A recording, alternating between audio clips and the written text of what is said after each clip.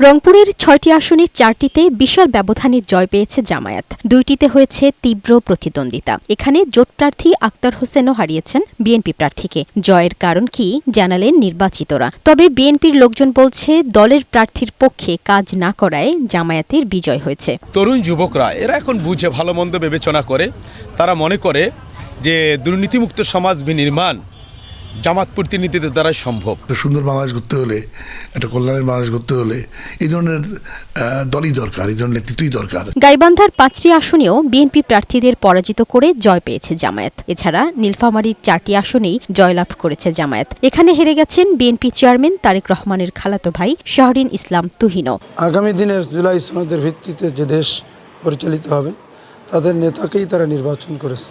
কুড়িগ্রামের 4টি আসনে বিজয়ী হয়েছে জামায়াত জোট। এখানে এনসিপির যুগ্ম আহ্বায়ক ডক্টর আতিক মুজাহিদ এমপি হয়েছেন। এই 4টি আসনে বিএনপির সাথে দলটির ভোটের ব্যবধান 7 থেকে 40,000। তারা মনে করেছে যে এরকম সৎযোগ্য মানুষের হাতে তুলে দেওয়া দরকার, যারা তাদেরকে উঠাই নিয়ে আসবে।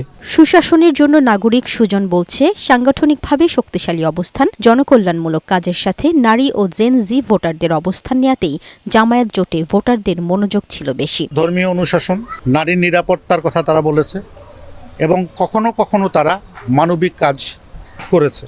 কেউ বিপদে পড়েছে, তারা হয়তো সাহায্যের হাত বাড়িয়ে দিয়েছে।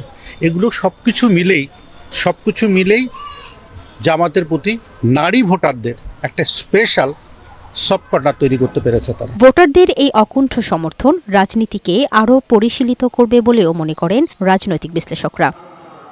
লামি আক্তার, বৈশাখী সংবাদ।